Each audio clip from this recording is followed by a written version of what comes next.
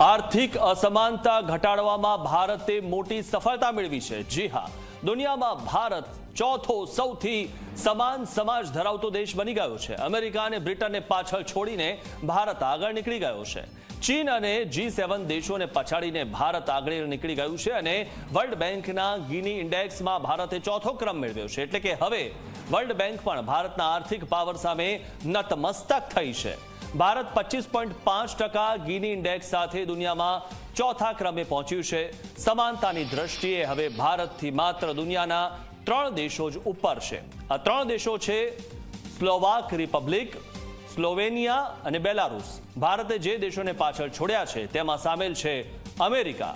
America 41.8 guinea index સાથે ભારતથી ઘણું જ પાછળ છે। ચીન 35.7 ગિની ઇન્ડેક્સ સાથે ભારતથી ઘણું જ પાછળ છે। ઉચ્ચ સમાનતા ધરાવતા દેશોમાં દક્ષિણ આફ્રિકા આખી દુનિયામાં પહેલા ક્રમે આવ્યું છે। દક્ષિણ આફ્રિકા 63% ગિની ઇન્ડેક્સ સાથે દુનિયાનો સૌથી અસમાન દેશ બન્યો છે। તેના પછી બ્રાઝિલ 51.6% ગિની ઇન્ડેક્સ સાથે બીજો અસમાન દેશ બન્યો છે। વર્લ્ડ બેંકનો ગિની ઇન્ડેક્સ જે તે દેશના લોકોની આવક અને સંપત્તિના વિતરણને દર્શાવે છે।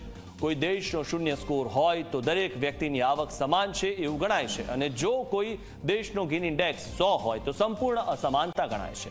આ ઇન્ડેક્સમાં ભારત 25.5 ગિની ઇન્ડેક્સ સાથે દુનિયામાં ચોથા ક્રમે આવ્યું છે। પ્રધાનમંત્રી નરેન્દ્ર મોદીના નેતૃત્વમાં ભારત દુનિયાના 167 દેશોથી આગળ નીકળી ગયું છે। ભારતનો ગિની ઇન્ડેક્સમાં વિશ્વમાં ચોથા ક્રમે છે। તેનો મતલબ એમ થયો કે મોદી સરકાર દેશમાં આવક અને સંપત્તિનું વિતરણ કરવામાં ખૂબ સારી રીતે કાળજી લઈ રહી છે। દેશમાંથી ગરીબી દૂર થઈ રહી છે અને અસમાનતા ઘટી રહી છે।